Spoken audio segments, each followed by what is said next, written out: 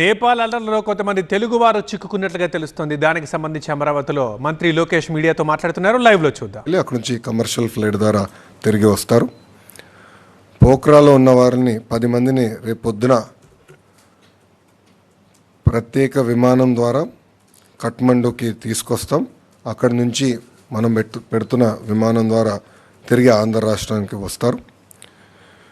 ఇంకొక 22 మంది హెటోడాలో ఎవరైతే ఉన్నారో వాళ్ళు ఈరోజు రాత్రే రాక్సాల్ ఎక్కడైతే బీహార్ బార్డర్ ఉందో అక్కడికి వెళ్తారు. వాళ్ళు బై రోడ్ వెళ్ళి అక్కడ ఆల్రెడీ మేము డిస్ట్రిక్ట్ మ్యాజిస్ట్రేట్ వాళ్ళతో మాట్లాడటం జరిగింది. వాళ్ళకి కావాల్సిన ఏర్పాట్లు కూడా అంటే ఇమిగ్రేషన్ కానీ ఏర్పాట్లు ఉంటే కూడా అధికారులతో మాట్లాడడం, అది ఏపీ భవన్ అక్కడ నుంచి సబ్సిక్వెంట్గా వాళ్ళ ట్రావెల్ కార్యాచరణలు కూడా ఏర్పాటు చేస్తాం జరుగుతుంది. మళ్ళీ రేపు పొద్దున మేము 10ంటికి అందరం ఇక్కడ అసెంబ్లీ అవుతున్నాం రియల్ టైమ్ గవర్నెన్స్ సెంటర్లో. రేపు 10 నుంచి కంటిన్యూస్గా మానిటర్ చేసి ప్రతి ఆంధ్రుడు తిరిగి వచ్చే వరకు మేము అందరం పనిచేస్తాం.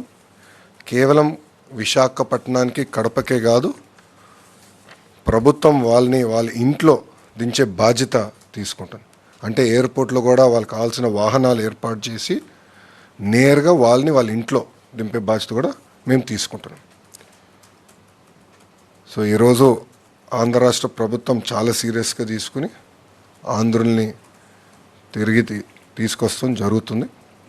ఇంకా రాత్రి కూడా ఉంటే రియల్ టైం మేము అందరూ ఒక వాట్సాప్ గ్రూప్ కూడా ఏర్పాటు చేసుకున్నాం. మంత్రులు కూడా ఉన్నారు, గౌరవ ముఖ్యమంత్రి గారు కూడా వాట్సాప్ గ్రూప్లో ఉన్నారు. మేము అందరూ అది రియల్ టైం మానిటర్ చేసుకుంటున్నాం సిచ్యువేషన్. ప్రతి 2 గంటలు ఒకసారి కూడా మేము గౌరవ ముఖ్యమంత్రి గారికి సిచ్యువేషన్ ఏంటి, గ్రౌండ్ పరిస్థితి ఏంటో తెలియజేస్తాం జరుగుతుంది.